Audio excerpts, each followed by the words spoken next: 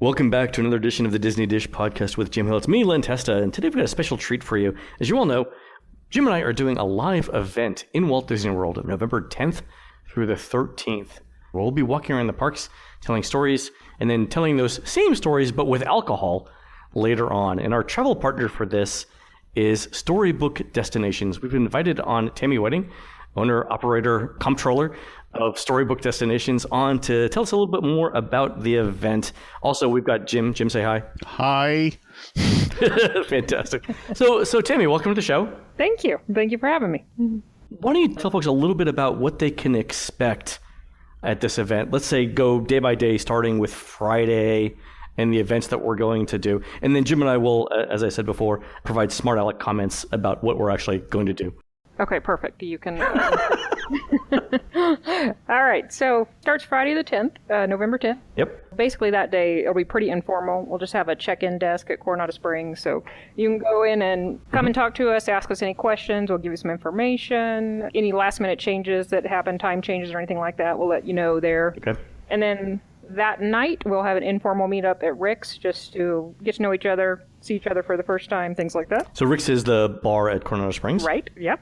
And Coronado Springs is the host resort for this event, right? It is, correct. It is. And so we'll kind of base there, but we'll be going off to do some other things as well. But Sure. And that's kind of a construction site at the point, so is everybody being issued a complimentary hard hat and orange vest? I went to check this out, Jim. It's the construction at Caribbean Beach is actually pretty bad. It's so bad that apparently Disney doesn't want social media to see how bad it is. If you try and go into the food tents or the food rooms, they ask you for ID first to make sure you're staying there. Oh. Yeah, interesting. But at Coronado, I actually walked around, and there is one area that's walled off for construction. They've got the scrims up, but doesn't look obtrusive at all. In fact, if you didn't know that there was construction going on there, you would just think it was sort of a blocked out place for future work. It doesn't look bad at all. I have to say, though, for two guys who spend so much time talking about behind the scenes, this is the ideal hotel. I mean, it's just sort of like, right? We'll bring along a bolt cutter and open a couple of fences. I'm not saying there's going to be a 2 a.m. meetup by the bulldozers. I'm not saying there's not. Right? All right. Can you imagine, Jim? We're going to be sitting around Rick's one night. Someone's going to say, "I dare you to ... Yeah. The next thing you know, we're on a police blotter. All right. So, Tammy, do you have any idea about what rates are per night at Coronado Springs or at the other resorts that people might want to stay at? I do. With tax, Coronado Springs is $198 a night. And okay. I was just telling Jim that Jim and Lynn are so popular that we have already sold out of rooms at Coronado Springs. What? Now, we are... Yes. Who are these people? Oops. Now we are hoping they're going to drop some more rooms back into inventory as they clear up what's needs to be under construction and what doesn't. So we're taking a waiting list for Coronado Springs, but they offered us some other resorts as well for the overflow. Okay, so all 5 rooms are gone now. Is that what you're saying? That's right. Both of them. Both of them. That's right. That's right. So we have rooms at Caribbean Beach, which you were just talking about, for $180. Don't. Okay. Oh, you're kidding me. Oh, the theme continues. What? Wait, there's availability at Caribbean Beach? There is. Huh. There is. I have to interrupt here. I have already, by accident, mind you, wandered through the construction site at Caribbean Beach. I was down there for the pre-Pandora event, and that was the hotel they put me up in, and I hadn't gotten the memo. Jim, is this a message? In fact, I actually told the guy who was picking me up, meet me at Old Port Royale, not knowing it was a construction site. So I come out of my room, and there's this little low fence that I think, oh, they're keeping people off the beach. So I step around it and actually walk into Old Port Royale. And I guess the first clue that maybe things weren't quite right is the doors being held open by an upside-down salad bowl. I did the same thing. I walked in and I thought, well, it was either the day of or the day after they closed it. But the doors were being held open, and I thought, well, okay, this is their last minute thing. They're trying to sell the last bagged lunches or whatever left over from the last race. I walk in, there's like 2 construction guys looking at me like, what do we do now?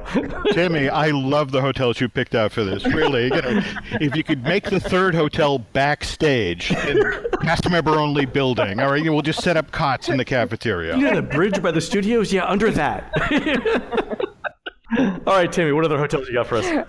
Okay, Boardwalk. Boardwalk, that's a good option. That one, a good price, $300 for Boardwalk. That's not bad at all. No, it's not. And interestingly enough, Animal Kingdom Lodge coming in a little bit higher at $360, and then All Star Sports for $116. No, 116 is not bad at all. Yeah, so we have a few options if we don't get more rooms back at Coronado Springs. Okay, so Friday, greet everyone. Jim and I will apparently be at the bar from 4 p.m. onwards. That's going to be fantastic. Wow. Okay, let me call ahead to the Betty Ford Center. All right, just want to make sure my suite is ready.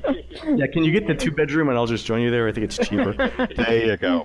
All right, Saturday, what are we doing, Tammy? All right, Saturday we're starting off with breakfast in Animal Kingdom at Restaurantosaurus. Nice. Before the park opens, it's a breakfast buffet they were going to set up there for us. And you and Jim are going to do a Q&A with microphones and whatever, walk around. People get to ask you, I'm assuming anything, like no holds barred. They can ask you anything they want. And you think Maury Povich is a spectacle. All right. What's next after we get out of security?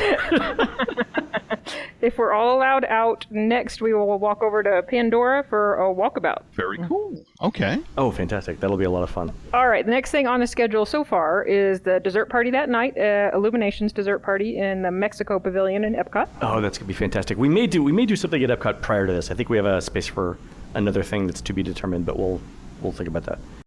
Yes, we are leaving that to your brilliant minds to come up with something to entertain us all. So That would be Len. Brilliant mind, singular. And where at the Mexico Pavilion is this going to be if it's Illuminations and the dessert party? Well, they tell me that we will have a good view. I've got pictures, but I can't show it to you. It'll fit a lot of people, and they'll have a cash bar, and they'll set up a lot of desserts there for us. And is this on either side of La Hacienda or the Cantina? I think from La Hacienda. Yeah, okay, so I know exactly where it's at. So it's behind the shop. Yeah, that's a good spot, actually. That's a great spot for Illuminations, probably. Yes, don't hold me to that, but that's what it looks like from the picture. Good, okay. I've never actually done a dessert party from there. That'll be a first time for all of us. All right, good. All right, what are we doing Sunday? Sunday morning, the morning activity should be a free one, but it is TBD. We're leaving that to y'all to come up with something there, and we'll figure that out.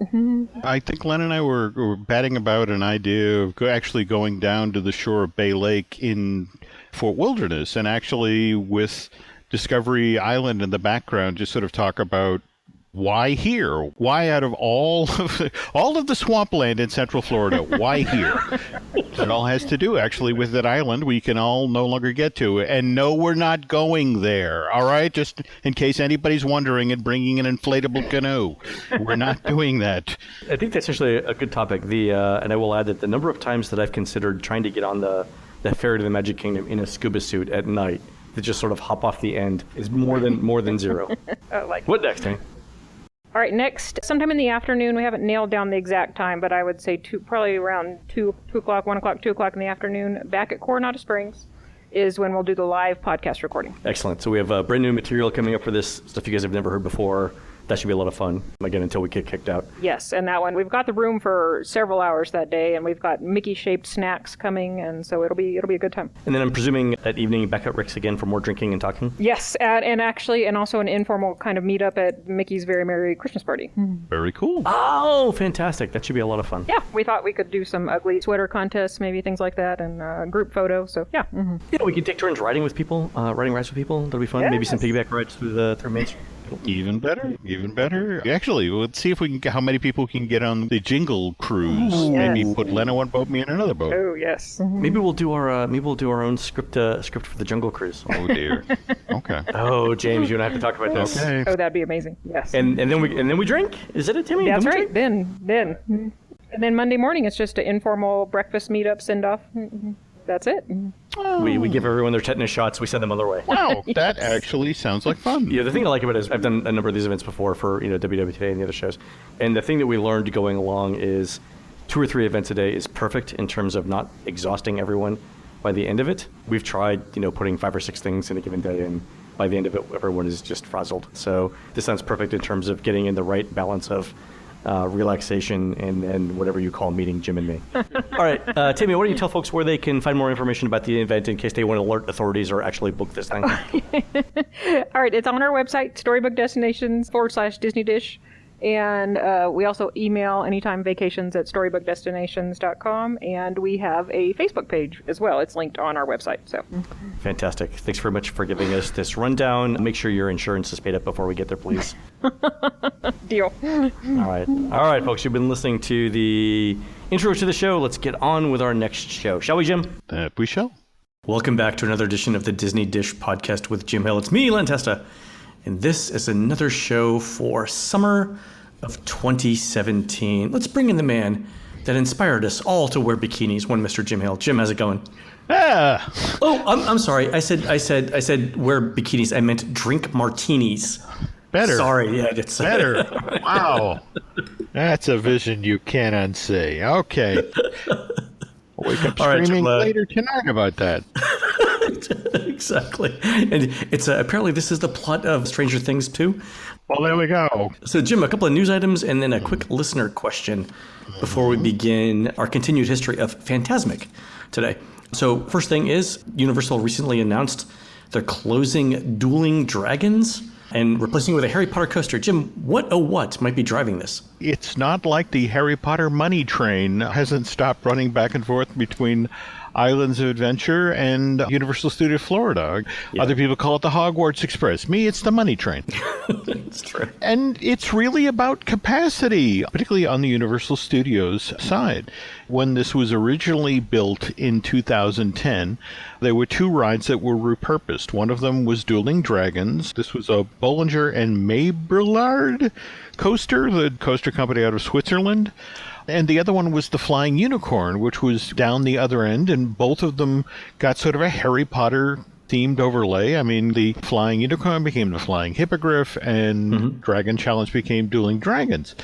But it was always kind of an artificial fit, especially with Dueling Dragons Dragon Challenge. I mean, I don't know if you remember going through that when it was Dueling Dragons, but it had... It's the longest queue in the entire world. Like, I've had relationships not last that long. Also, you were walking through a mausoleum. I have never seen that many skulls in my entire life. Again, my relationship history begs to differ, but okay, whatever. All right. But yeah, I mean... Welcome to Therapy with Len. There we go. But yeah, it occupies 6 acres, this attraction, of primo real estate. Given what Potter makes per square foot, it just makes sense for Universal to take this ride that sort of works and change it into a truly specific Harry Potter experience. And they've been working on it for a solid year now. Oh, really? Yeah. In fact, I was just chatting with a friend who was like, oh, thank God we can finally talk about this. This has been under deep cover for a while. And again, it's going to help so much with capacity on that side of the park, which really gets tight, especially now that they're doing that nighttime projection show. Right, the new Harry Potter castle show, right? Yeah. Jim, how much capacity did they lose after the accident on Dueling Dragons? Essentially stopped making it be Dueling Dragons, or where they could only run half of it at a time. Is that part of the issue that they're looking to rectify here? I want to say that was 5 years ago when he was hit in the head with a phone. Yeah, got hit in the eye, lost an eye, over it, which is tragic. Yeah. Yeah. So the old format of the coaster was there were instances where there would be high-speed passes between the two coasters. Apparently, during one of those, a loose object came out, hit this gentleman in the face. He lost, I think, an eye because of it. And since then, the two coasters were not able to run simultaneously. You were launching 2 trains simultaneously, each of which held 32 people. This was a 2-minute, 25-second attraction. They were bumping people out every 70 seconds or so. This severely damaged capacity. Oh, yeah, no, they really cut it back. I mean, basically in half, right? Yeah. And also, I mean, 2.5 minutes for a coaster ride is fairly long. It is. But in the end, it's all about this sort of fit Harry Potter. And to be honest, there's a part of me that's really going to miss, as you were going up the hill and seeing all the handmade signs for the various houses, and then to go into the tent and see the Triwizards Cup. Yep.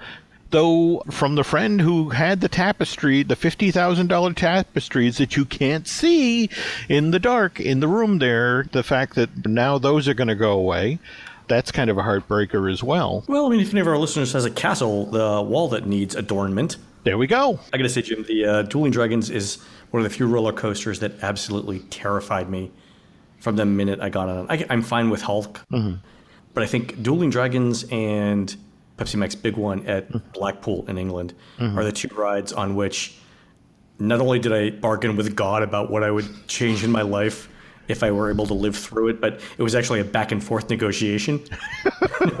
Like we're able to get a couple of addendums in there. Wow. Because the lift hill is that long. Yeah. So I have mixed emotions about this thing going away, but I'm interested to see what they bring back. So a couple of follow-up questions. One, when do you think this thing's going to open? Oh, we have a September 5th close date, and supposedly the teams will move in within a week to dismantle. Okay. They want the coaster out and gone by November, to begin doing site prep in November, December, and go with construction January 2018. And we'll be getting more information about the actual attraction at that point.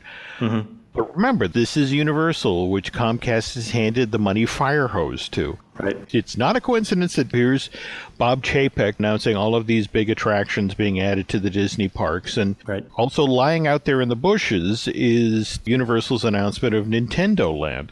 So this is going to be kind of a 1-2 punch of having giant new attractions in both parks out ahead of Disney's 50th anniversary. And that is, in fact, the goal, Len. They want both of these things up and running before Disney starts to walk the stuff it's bringing out for its year-long 2021 50th anniversary celebration. Let's talk about the Potter Coaster. Do you think that thing opens in 2018? I would say more realistic to 2019. Okay. And remember that there's other components of this that haven't necessarily come on the table yet. For years now, we've been hearing about the Great Dining Hall experience, which supposedly all along they've been talking about if they ever got these 6 acres, that they would be expanding, not just adding new rides, but also adding other experiences. Realistically, though, with the build and the size of the building this thing is supposed to be contained in, and then all of the theming elements, we're probably looking May 2019.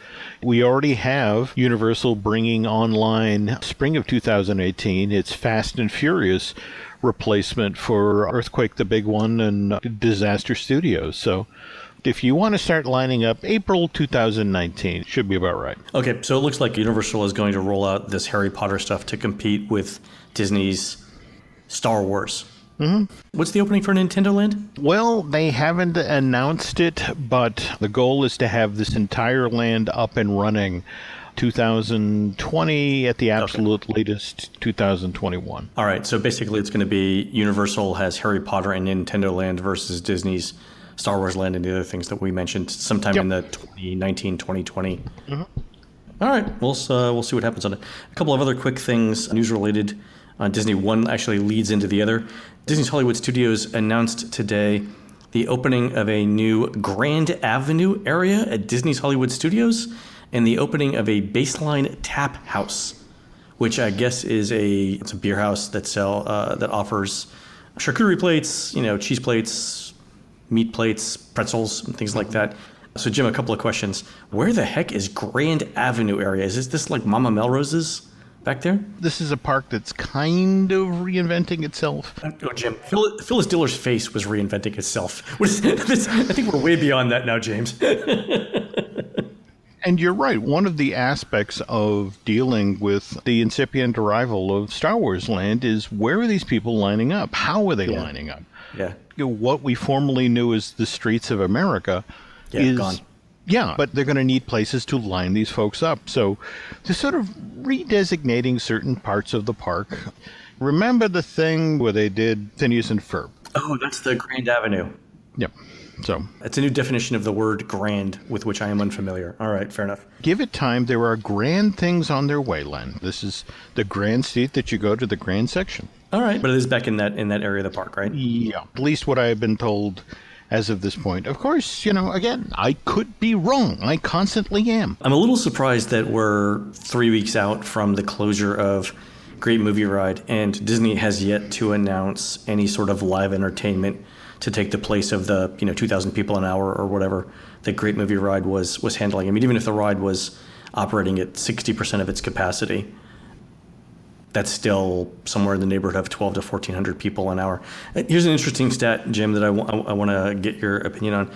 If you look at the percentage of people who were in the studios and who went on Great Movie Ride, I believe it was something north of 40% of the people in the park actually went on Great Movie Ride, the single largest percentage by attraction of any other attraction in the park. So more people went on Great Movie Ride than went on Toy Story Mania. What's going to happen? Where are those people going to go when Great Movie Ride closes?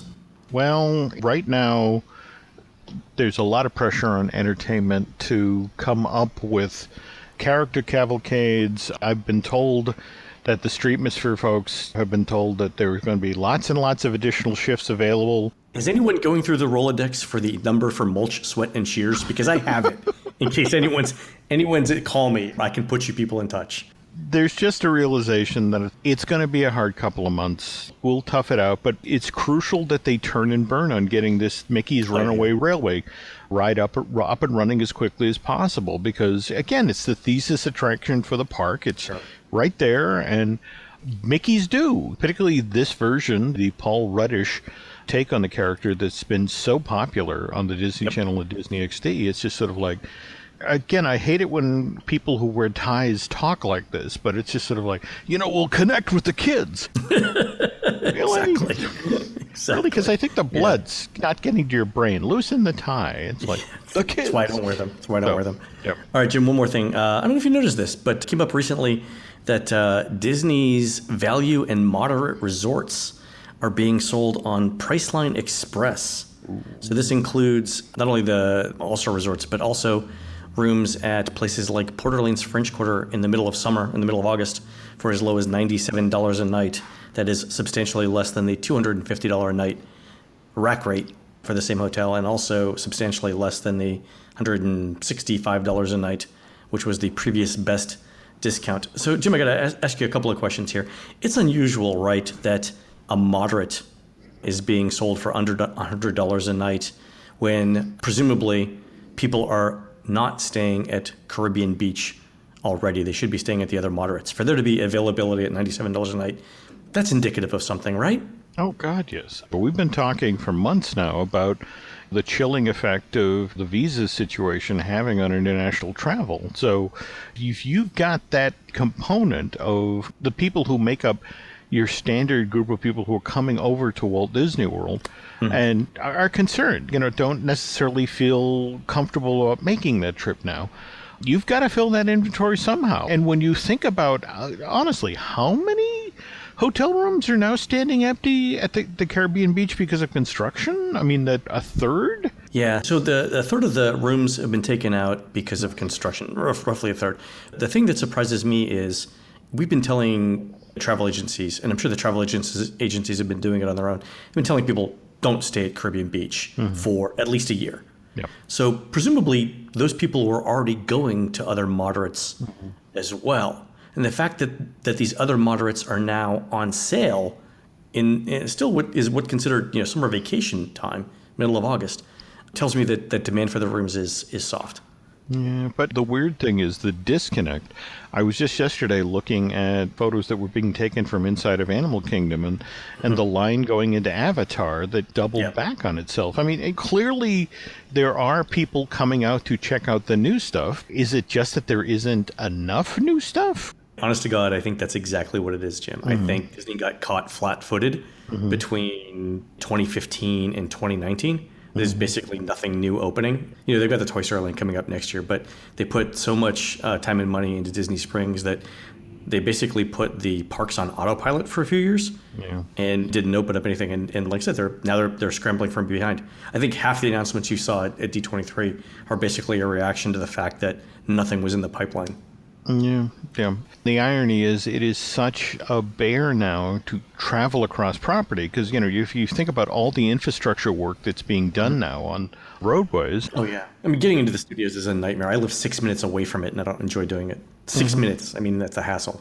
And the good news is, in a couple of years, most of the stuff will be in the rearview mirror, and we'll be able to see, be able to ride some new rides, get in some new restaurants. It'll be better. My curse of being an old fart is remembering people announcing wonderful things. In fact, when we start talking about Fantasmic again today, we have to touch on the Disney decade and all those wonderful things that were going to be built and absolutely positively announced that never actually made it off the drawing board. I remember we talked about it briefly during a live show at Epcot one time, but all right, before we get on to Fantasmic, Jim, one quick listener question. So this is from Matthew Phillips. Thanks for sending it in.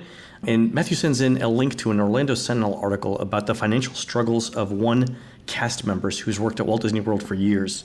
So this ran back on the 17th of July. And if I recall the details correctly, this is a cast member who was living in a hotel offsite. His car had broken down, couldn't afford to get it fixed, and was basically taking the bus back and forth to Disney, to his job at Disney, where he was a full-time cast member. And I think he was making around $13 an hour, if I recall correctly. So let me ask you this question, Jim. And I don't want to talk about the specifics about this particular man, but you and I have both talked to many cast members about, for lack of a better term, like, what do you want to be when you grow up? And I don't mean that in a derogatory way, but I mean, like, what's your ultimate goal for your career? And a number of them have said, what I really want to do in life is make people happy. So implying a customer service job at Disney. And so the question that I always have, not only for them, but like the larger question is, what career path do those people have? If you think about it right now, even if you're the very best customer service person, you're the very best customer service employee, it's probably not possible to raise a family on the money that you would make just doing that. Even if you were legitimately the very best at it, we as a society don't pay enough to customer service people to do that. So what do you do there? It's a societal problem, right? It's not a Disney problem. It's like, what do you do with these people who are very, very good at customer service, yet the market for customer service isn't that great? What do you do there? I was just talking with a veteran of the Disney College program who went into the company and actually was pulled aside by a manager. Basically, what he told her is, look, this is the time when you leave the company. And it's like, what do you mean? I'm really enjoying myself. I'm having a good time. You don't understand. This is Disney. We don't appreciate you till you're gone. Well, we'll bring you back. I swear, but it's like Napoleon. You've got to go away to Elba for a little bit. No, that's it exactly. He referred to it as the out and up practice. That if you leave the company, in this case, they actually left to go work for Darden. Okay. Put in your time there and then come back. I guarantee you'll come back into the company 3 or 4 levels up, a higher pay, better appreciated. I mean, that's part of the problem is that there are so many wonderful, dedicated people who work for Disney that the company, frankly, doesn't appreciate because they just take them for granted. But it's like, well, they're them, and they're going to do their wonderful work. And so many of us have wonderful vacation memories because of the kindness that these very same people showed. And yes, I mean, there were awards and there are recognitions and there are pins, but it's like, it would be nice for these people to make a living wage. We could go into the whole thing that happened as Eisner came through the door and the notion of taking a full-time job and changing it into 2 part-time jobs so that they wouldn't have to pay health care or benefits or that sort of thing. But that's not just Disney that did it. That's corporate America that did that over the past 20 years. So many of those people who were full-time employees still stayed. They just found another job to supplement their Disney income because they so loved what they were doing. I mean, eventually, a lot of them just got frustrated and left. But when you look at so many of the things at Disney, whether it's the college program, when you think about how much money the Walt Disney Company makes out of that resort, and you hear a story like that where you have this poor guy, just the way they described the multiple bus trips he had to make it to work. Yeah, he's spending like an hour or 2 on the bus. I don't know if it's each way or total, but I guess here's the larger question. For the hourly cast members, the way to make more money is to get promoted to management, right? Is there any scenario in which Disney could see paying a cast member who's very good at service the median U.S. wage, which is around, $45,000, $48,000 a year? Is that even possible? Because I think right now, this cast member who'd been there 13 years is making like $27,000 a year. So basically increasing his salary by 80% if he's legitimately, one of the very, very best. Or is it simply one of those things where we're not going to do it because we don't have to. There are 500 other people who can take this job and do it almost as well. It's an interesting question, right? But is there? It is. Problem is, it's financials getting in the way of humanity. No, I know. Yeah. Disney was the company that dismantled its lead system. It used to be that there was sort of this interim phase between being an hourly and management, and that was being a lead, and they made that go away. So, Jim, let's switch over and talk about Fantasmic. We had left off on the last show talking about the history of Fantasmic. And you had mentioned some really good stories about how different uses were being considered for Tom Sawyer Island, including Haunted Mansion, right? Grim Ghost type things, and other things. The weird thing is nothing ever happens in a vacuum. And one of the things that finally made the Walt Disney Company decide that, okay, maybe it's time to move forward with this waterfront show for Disneyland's New Orleans Square, it was actually the success of Illuminations, which debuted at Epcot Center in January of 1988.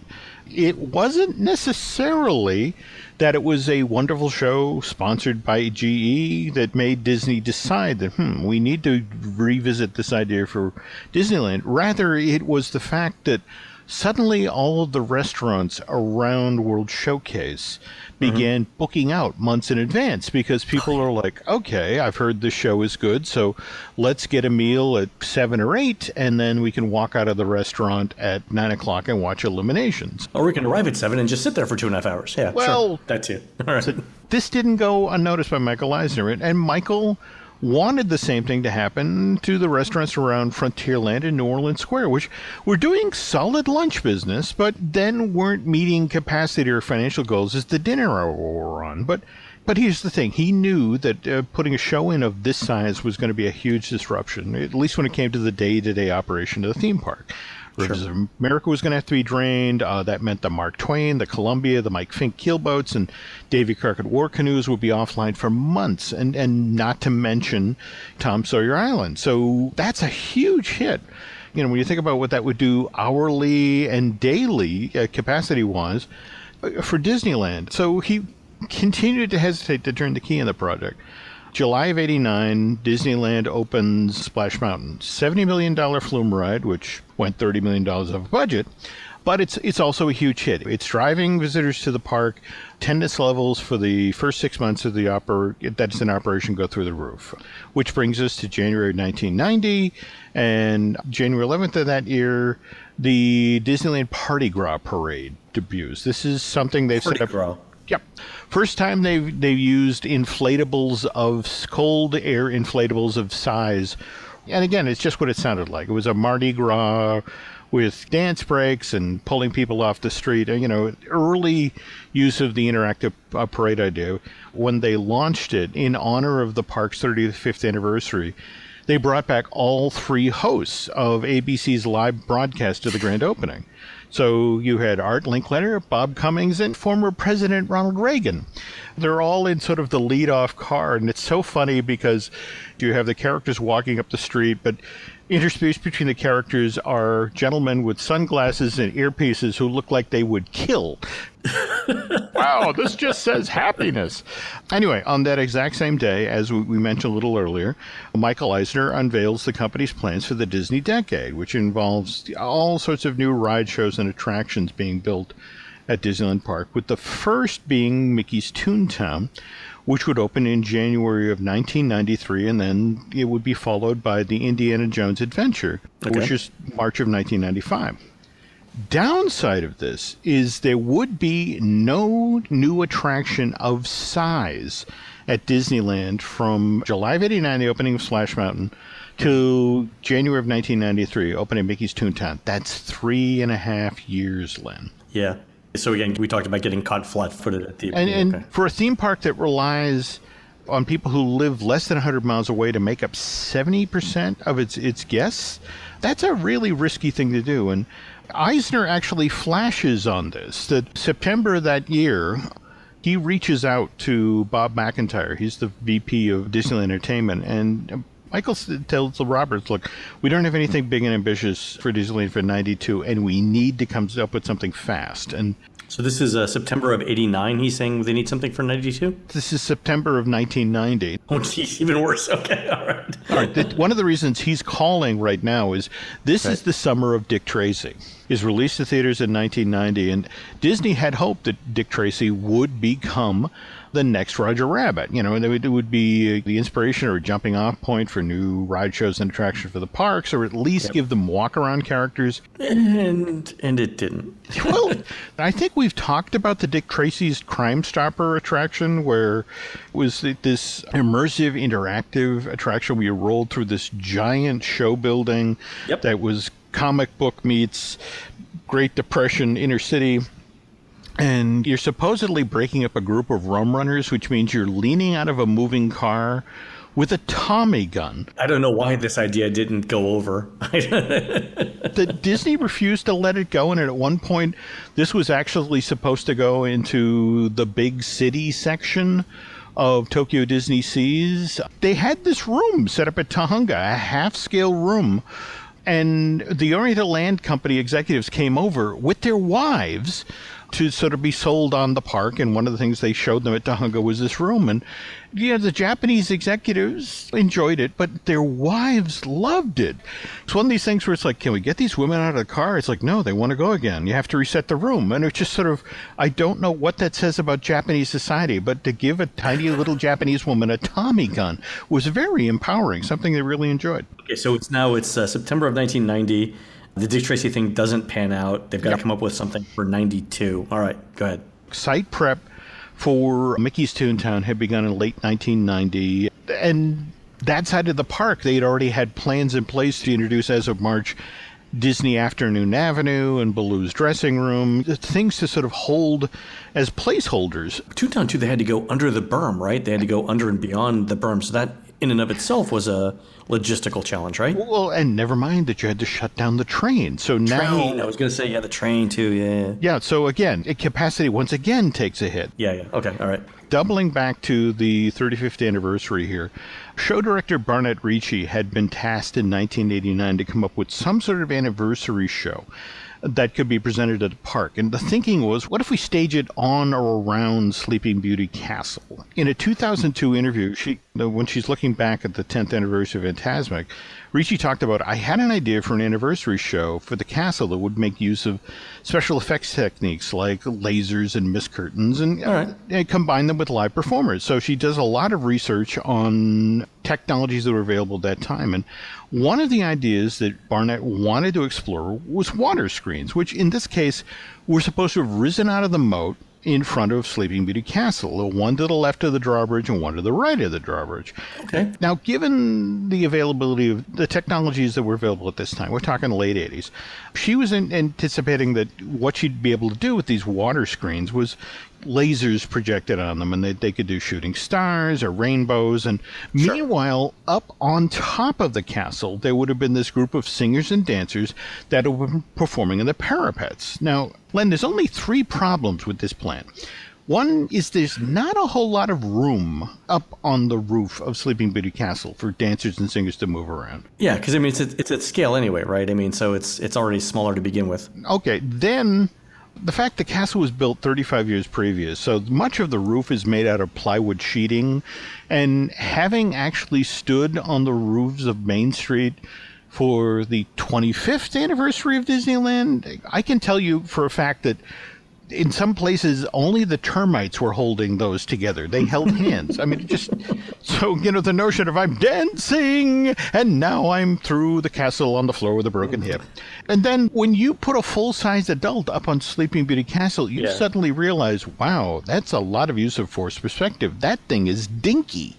So in the end, they tabled this idea. But the interesting thing is, just as they shut down the project, she gets sent a videotape. And this shows this mist screen technology that a French company developed. And basically, the mist screens that this technology could create were massive. We're talking 50 feet wide, 30 feet tall, 6 inches thick. You could point a 70-millimeter projector at these things. Really? Yep. And they'd reflect the image. I mean, it wasn't crystal clear, But there was enough of an image so that if you projected onto this thing, you could actually make out what it was, whether it was a scene from Bambi or Snow White or that sort of thing. And it was this one technological breakthrough, these enormous water screens that could be an actual reflective surface that then made the Imagination River Spectacular, which, remember, this is still the original name, that could go by. Imagination River Spectacular. You know, and in fact... What year was this? So they were considering this for what, 1991? This is now September of 1990. Michael says go. So they have 20 months now. To do it for 1992. Yeah. Just for perspective here, because as you were talking about the water screen feature, I was thinking, why don't they just use what Bellagio has in Las Vegas? And then I looked it up while you were talking, and Bellagio didn't actually open until 1998. So really this is, to your point, this is cutting edge water screen technology at the time. No one has this sort of thing yet. Okay, yeah. All right. Because they don't see an entire show based on this, they want some visual variety. So it's like, let's do this and live performers. Okay. And Barnett begins to look at the site and the size of it, and it's like, geez, to fill this up, we're going to need 50 performers. Well, you'll need more than 50 because they need vacations, they get sick, they go, yeah. There we go. So you need like 75 or 80, right? Okay, all right. And then, just to make this operationally sound, it's like, let's make the show 20 minutes long. Why 20 minutes long? Because according to the tech people that she'd been talking with, to get all the boats back into position to reset the show was going to take at least twice as long. So in theory, if they got good at it, they could do this show 3 times a night, on 9:30, at 10:30, and 11:30.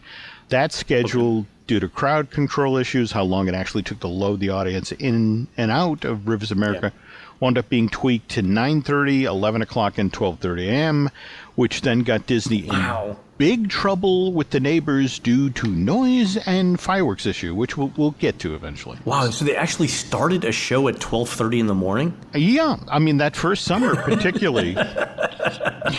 Wow, all right. Given the amount of time, effort, and money that went into a production of Fantasmic, I'm told that Disneyland ultimately spent $30 million in the show. Failure was not an option. It's Bob McIntyre, again, the president of entertainment, put it, a lot of time, effort, and expense have gone into infrastructure. What we've done is build a new theater for Disneyland with a show that can be changed when there are new ideas and new technologies. And hey, it only took 25 years. And we can build a venue here in the river, the place that we can put on the kind of show we've never been able to do before at Disneyland, and we'll have it for a long time. And he wasn't wrong. Nope. The only problem was that what Bob was telling the press, that because of the construction had been slowed, it takes them till January to start pouring the concrete on the bottom of the Rivers of America. They changed the entire bottom of the Rivers of America because the clay that had been put there when Disneyland was originally built had started to leak. They were losing, Len, at this point, 50,000 gallons of water a day. Wow. Was leaching into the soil, and even then, they had to wait for the concrete to cure. So the river itself isn't refilled till February. So February of what year? February of 92. Oh, geez. Okay, so time is tight. They're not even testing the water screen technology or doing any technical rehearsals till March, but they're showing individual elements to the brass. But nobody has seen the entire show yet in one fell swoop. And then, because of the delay in construction, the original April 1992 opening date gets pushed back by a full month. Some of the stuff that they do, again, they've changed out the new version of the show. I haven't quite got the info yet on what the performers are doing now, but so often in the original version of the show, take, for example, if you remember the Pink Elephants on Parade number where you see the Tom Sawyer's Island rafts with the monkeys on them, and they disappear around the corner. The second the lights go off, all right, that thing comes into shore, and the people who are in those monkey outfits unzip them, and they're dressed in pirate costumes. They now race across the island, throwing pieces of costume behind them, and they run up the gangplank to the Columbia just in time for the cannon sound, and now the monkeys have become pirates. But, as big as the cast for this thing, and it's actually, again, we're talking the original Fantasmic at this point, 51 people. There were 48 people behind the scenes, whether they're working puppets, driving boats, or, again, scooping up monkey parts. So basically 100 people involved in this thing. Yeah, there are so many great little stories associated with this thing that I wanted to share this one with you, Len, particularly because I know at some point in life you're going to be in this situation. Okay, you've got the Maleficent dragon head, which, again, at this point is really just a head on a stick, 48 feet up. But you have to get that gout of fire to come out of its mouth, and which in turn lights all the fire on the river. Care to guess how that works? The dragon head is inflatable, right? Well, it was, but we're talking specifically about the fire effect or what powers it. Is it natural gas? No, actually, it's Cremora.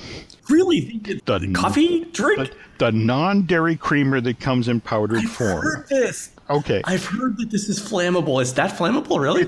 What they did is they throw out this giant wad just before that moment of the show. They throw it out of Maleficent's mouth.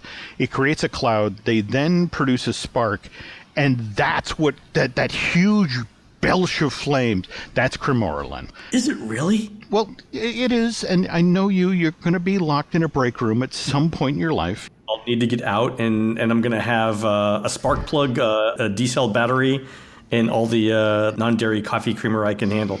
I'm thinking to myself, if you're the Disney company, right, and you're negotiating with Cremora, whoever makes it, to buy 10,000 pounds of this stuff, the Cremora people are like, oh my God, this is fantastic. We're so happy that you're going to use this. Tell us what your customers think of the taste. And Disney people are going, customers, taste, yeah, we'll get right back to you on that.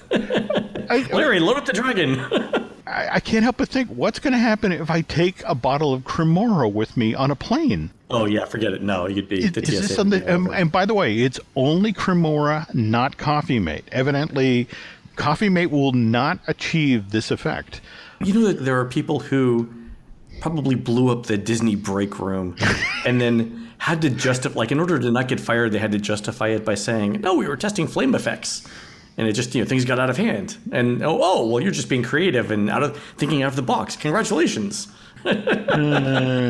All right. Well, anyway, we've yet to get to the actual debut of the show, which will happen in May of 1992. Likewise, what happens when the show travels to Walt Disney World and its mutated form to Tokyo Disney Seas. But I promise, we'll get to the very next show. All right, folks, you've been listening to the Disney Dish podcast with Jim Hill. We are produced fabulously by Aaron Adams. Please go on to iTunes or Stitcher or your local fire department wall and rate our show and tell us what you would like to hear next. Also, don't forget to send in those listener questions. For Jim, this is Len. We will see you on the next show. Take care.